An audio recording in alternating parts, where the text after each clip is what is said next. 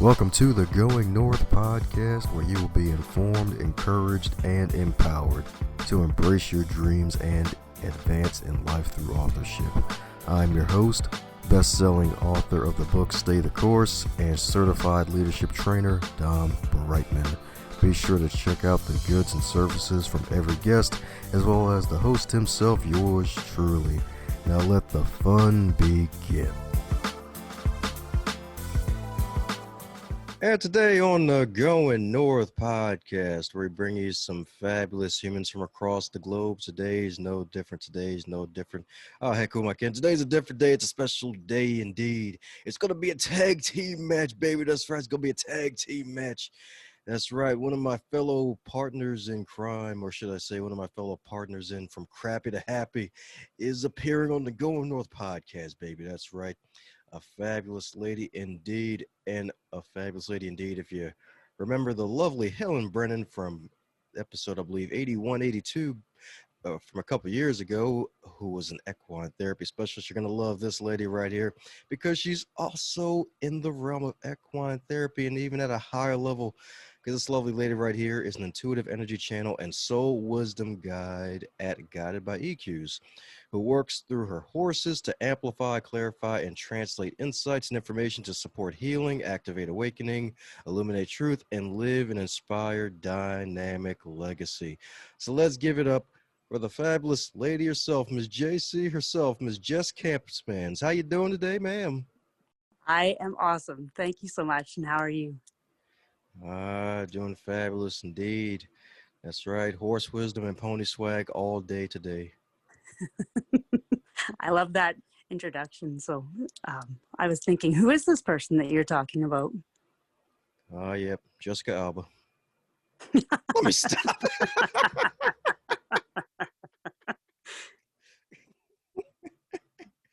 Oh, we're not talking about her. We're talking about the real Jess is right here with me, and it's a delight. And as you know, with all introductions, they're not allowed to be 17 days long. So mind filling in any cavities about the joyful Jess that I may have missed?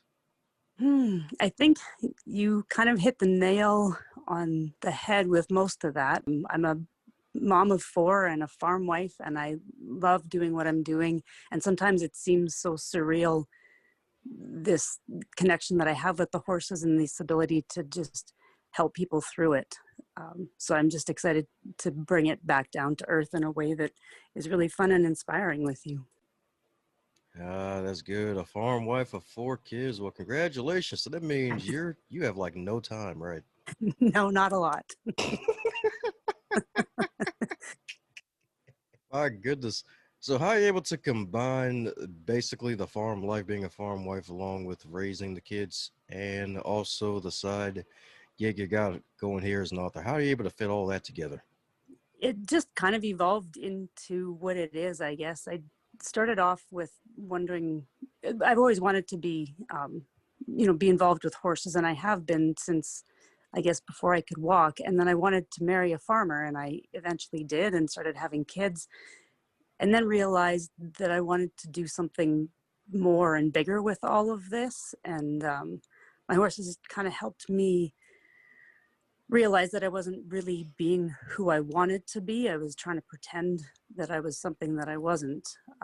So it actually opened a whole new door to be able to bring my kids into just this way of living, I guess, which is just in connection with the animals and, being raised on a farm and working when you have to work, and just taking the time to play and enjoy it. And just be inspired by everything that's part of our world. And so it doesn't really seem, we do a lot of work, but it's things that we love and we have a passion for. That's what I'm talking about. So I'm guessing the horses, is it like a generational thing then, basically? Well, my dad always had an interest in horses and had a number of horses. So growing up, I always had them and got to ride and did a lot with them and started training them.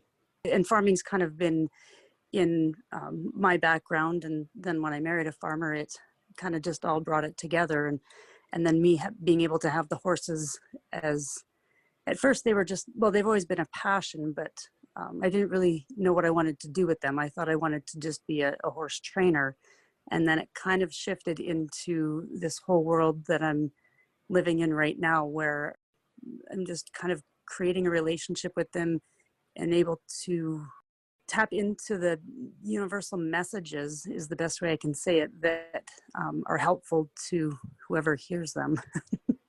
And it sounds kind of really weird and wild, but it's so inspiring. I don't know, for me anyways. Love it indeed. Love it indeed.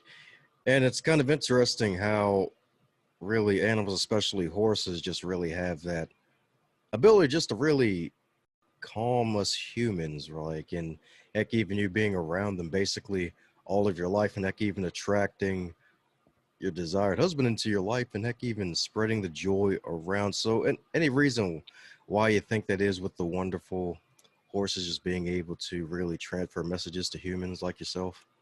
And I think they have that ability to do it with all of us, because you kind of captured that just by when you said, like, they have this calming effect for anybody who's around them.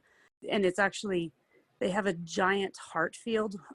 I remember how much bigger it is than ours, but a heart field is that thing that you can feel when you're in their space, because they have this ability to help you connect to them and to you. And so it's like you just feel accepted in the space when you're in there with them. Ooh, a heart field. Yeah. Okay, so is that kind of like the human aura sort of thing, or like good for those who Yeah. may not know what that is? Yeah. It's an energy field that kind of surrounds each one of us. And so we're interacting with each other all the time in that way. But horses and most animals are different than humans because they don't have that ability to use a logic or thinking brain. They just have a response that they work with in relationship with whoever they're in the environment with.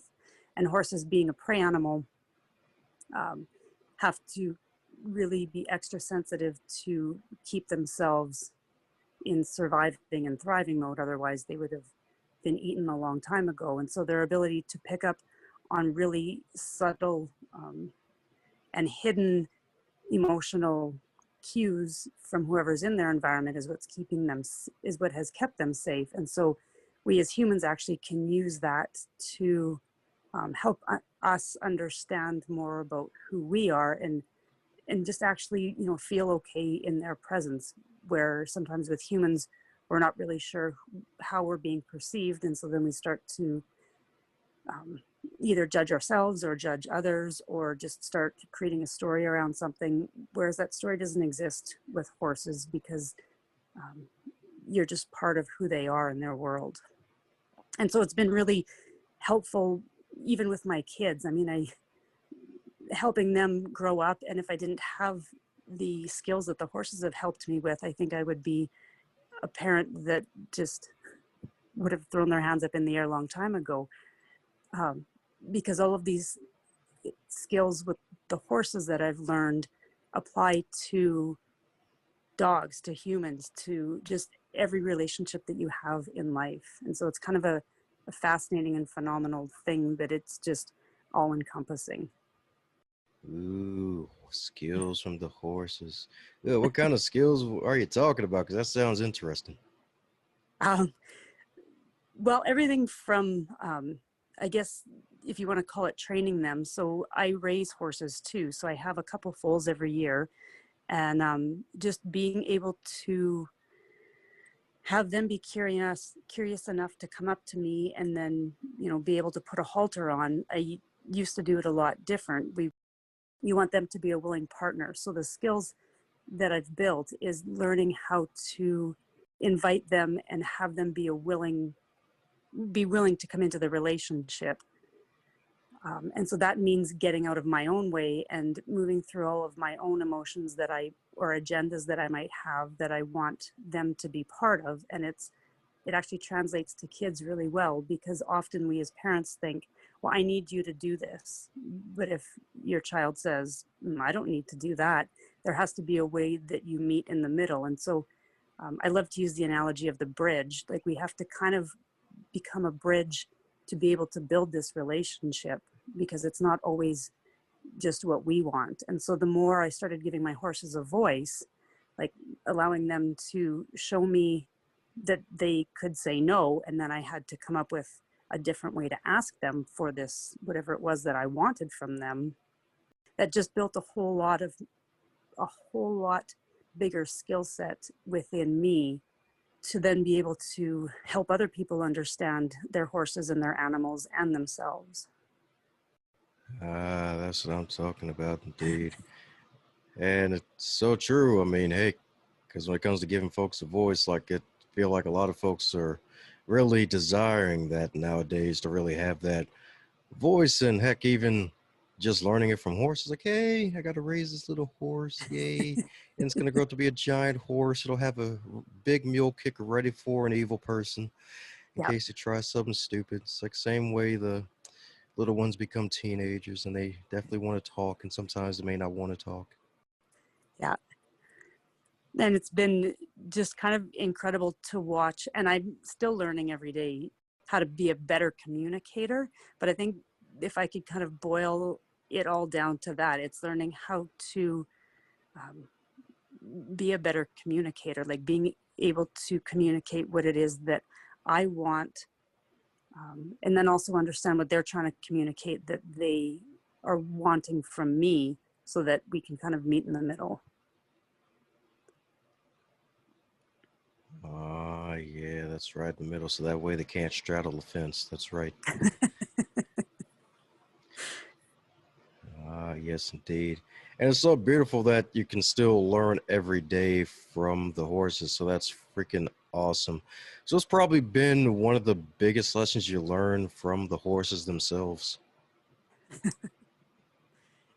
To not hold on to stuff being stories or emotions, because horses don't hold on to those things. But when we do, they have this, I'll call it a beautiful way of showing us exactly what it is that we're holding on to, because they mirror in a way that almost prevents us from being able to access them or to do anything with them.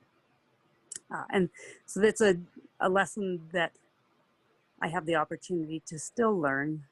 And it's just such an incredible thing, because normally we don't get to see ourselves through, I mean, we're always maybe seeing ourselves through the eyes of someone else, but when that someone else is responding to you when you don't even know what you're holding on to, that incongruency that is not actually helpful to you, then you can stop and pay attention to what the horse is showing you and decide to make a conscious change, so that you can either let that thing go, because once you let it go, the whole relationship changes. They just become a different horse as soon as the person lets that story go.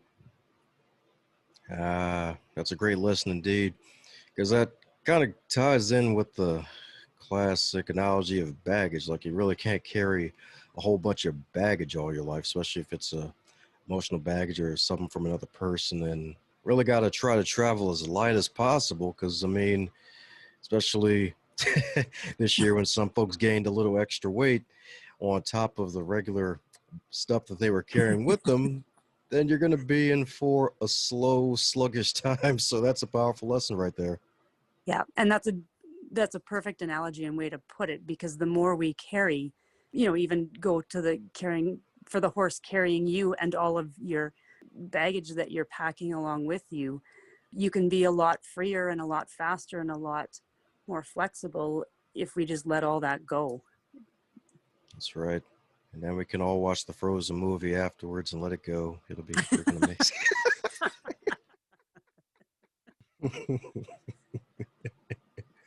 Is this where we break out into song? Maybe.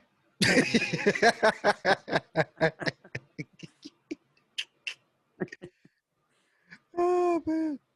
Heck, speaking of song, do you ever sing to the horses? Do the horses ever sing to you? I like that question. I've tried, but I've never, I think that comes back to what you were saying about people not really, or they really need to find their voice. It took me many years to be able to share all of these things that I'm even talking to you about because I didn't trust myself with it. So I've tried singing to them, but I think if their response to my singing goes in alignment with what I was just talking about earlier, then I have to get a little bit better at it.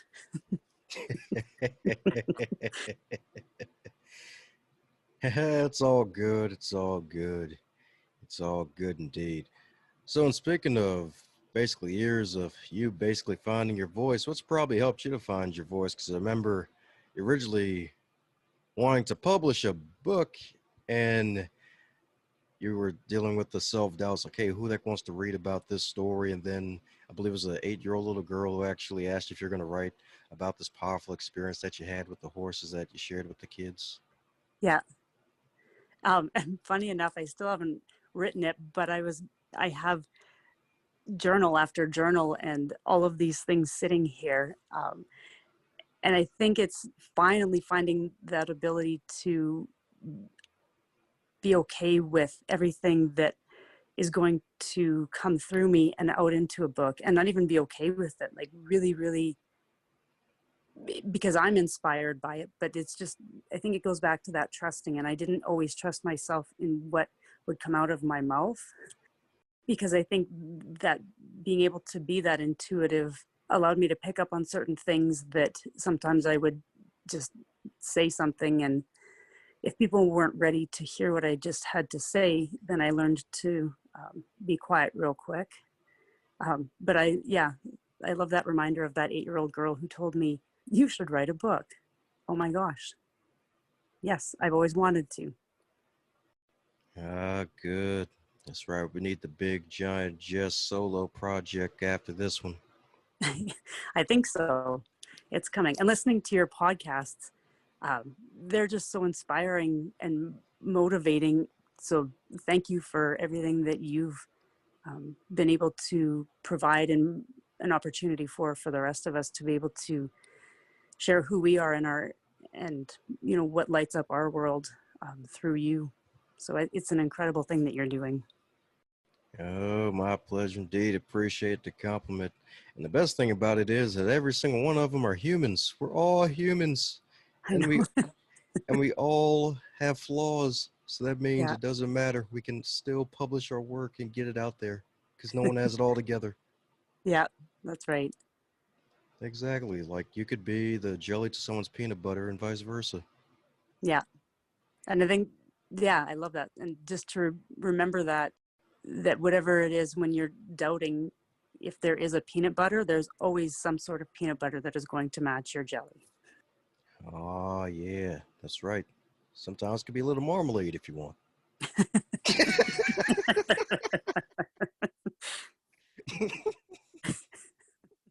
Oh man, enough of my nonsense. Who am I kidding? There's plenty more nonsense to come. But within my nonsense, of course, there's some more wonderful horse warrior wisdom. So, is there a question that you wish you'd be asked more often when you're being on the interview side of the game, Jess? I don't think I've ever thought about that. I was just going to say, you asked kind of the biggest lesson maybe, but it would be in relation to showing up, because I know for a while there I didn't know how to do this anymore. And so what helped me was, because I almost gave up on the horses when they were showing me how much I really wasn't being me. And I thought, well, I just needed to sell them. And so I guess if there was a question that I wish people would ask more, it would be, what happened that changed? And that idea of showing up, because I had this thing that inspired me from the time I was, crawling before I could even walk. And it was just this feeling and sense of being connected to them. And I knew I couldn't sell them because of that feeling that was so deep within me. So I guess if there was a question, it would be that, like, what helped you change? Or I don't even know what the question would be, but the answer my answer would be just find that thing that inspires you, because all of us have that within us. And whatever it is that inspires you is the thing that will help bring you forward in life. Oh, yeah. That's right. It'll bring you forward. That's right. And you too can be a horse warrior. That's right. Yes, indeed. And speaking of warrior horses, so there's the warrior side of the game, and I'm thinking about the classic mule kick. So is there a positive attribute to the warrior horse? I'm not thinking of being an outsider who probably knows next to nil about equine therapy and the warrior part of the horse that helps us humans out. I think being part of that helps you, like that warrior spirit within us. It's finding that courage in a space that maybe we don't always get to find it or connect to it, because it actually takes, horses can be fairly intimidating, especially ones who really understand how big and strong and powerful they are. And yet they can be the gentlest creature. But when they need to use their power, it takes a lot of courage to be the human counterpart in there. And so I think that's how they almost help us find that warrior spirit within us. It's using both being able to be gentle and yet find that power within you to just do what it takes in a moment to mule kick if somebody needs it, or to whatever it was that warrior courage. The horses really help us find that within ourselves. Ah, beautiful. That's right. Because if I'm not mistaken, you had to develop that at a young age because you had a bad injury at childhood that really caused you to really have to tap into the healing powers early, right?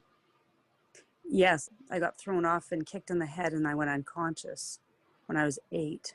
But actually after that, it wasn't until probably later in life, like around age 28 or so, that is when I really had to tap into that.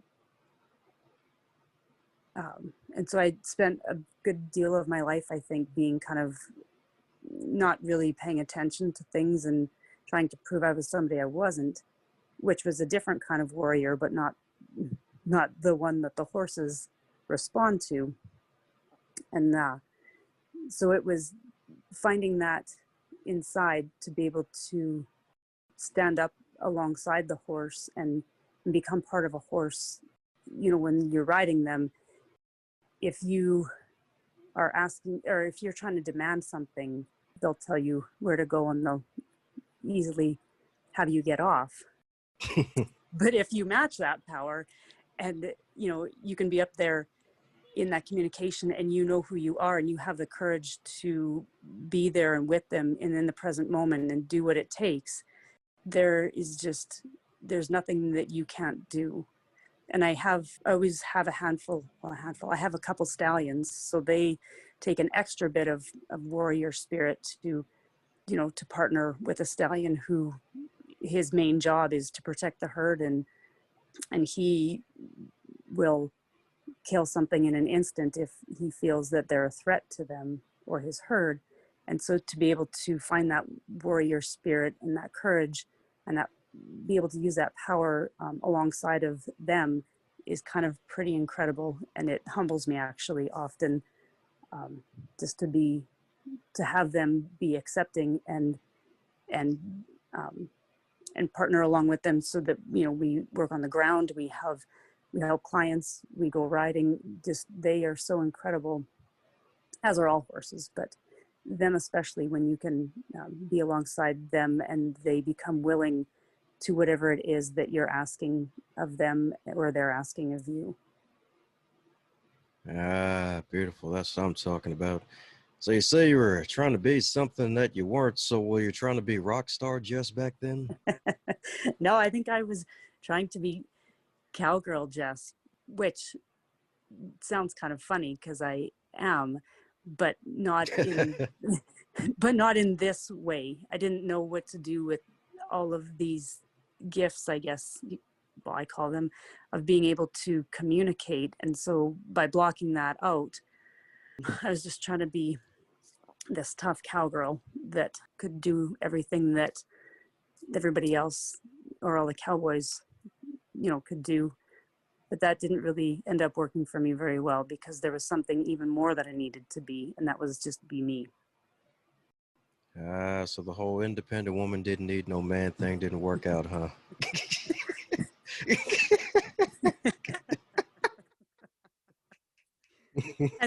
Hence why I have a husband and 4 kids, yes.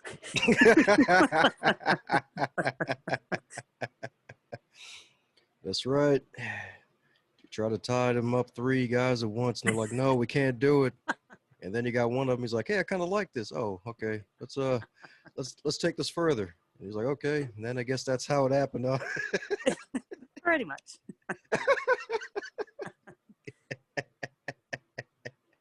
There you go.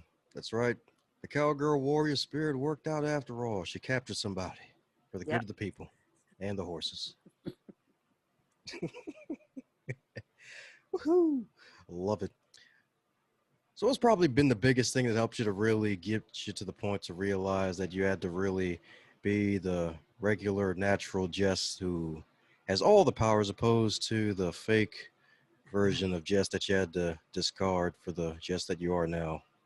I think it just all came back to the horses and wanting to be able to ride them, which sounds kind of funny. Like, why couldn't I ride them? But I got off and stopped riding for quite a few years to figure out what it was that I was doing wrong. And when I finally figured out what I was doing wrong was just not being me, they were the ones that actually really helped me just realize when I'm with them and I'm not trying to do anything, then I am just being me. And so it was like this kind of relearning everything from the ground up, just like when we learned how to walk. It was almost that whole journey again of just really learning how to be me again with them. And I've actually never contemplated that before, but that's essentially what happened. I love it. I love it indeed. Love it indeed. That's right. Getting just a break to new levels tonight. That's what I'm talking about. That's what I'm talking about indeed. Well, it's great that you're able to conquer that and get to where you are. So we're coming down to the magical question that every guest gets to receive, and that is, if you're to wake up tomorrow and you're 25 again, but this time you're in 2020 with all of your amassed knowledge and experience, and there was no pandemic, what advice would you give to yourself? Just to trust who I am and trust myself in everything. Because I love to challenge myself, but I wouldn't trust, I guess that goes back to, I wouldn't trust that I could do it without having to prove myself. And so as soon as I let go of having to prove that because I could arm wrestle and beat many people, and I could do lots of things, but I thought I was proving to them that I could do that, but I was actually trying to prove to me a point. And so if I could tell myself anything, especially in this pandemic, would just be, just trust yourself. We all have this instinct and this intuition within us, and it will help you, and it will tell you where you're veering off track or where you're on track. And that would be the biggest advice I would give myself from the start, or 25, or in this pandemic, or at any point. Sweet. There you go. That's right. Just trust yourself, y'all. That's right. You don't have to win all the arm wrestling matches, folks. That's right. Just a few of them. I like you. All right. That's what I'm talking about indeed. That's right. We got the warrior spirit. We got the warrior goddess spirit with the wonderful horses in here today, baby. That's what I'm talking about. So for those who want to learn more about the jubilant Jess herself and all that she's doing with the magical warrior horses, what's the best way for folks to reach out to you? Probably find me on my website. So that's jesscampmans.com. And there's all the ways you can connect with me there: email, Facebook, Instagram. And I love questions, and I love hearing stories from other people and where they're at, or what they overcame, or if they have a question that they just don't know how to get the answer for. I love helping people.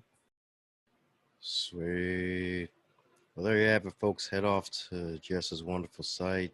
Check out all that she's doing. Buy both, not only a copy of Crap It Happy, but also Chaos to Clarity, because if I'm not mistaken, you're in that one too, right?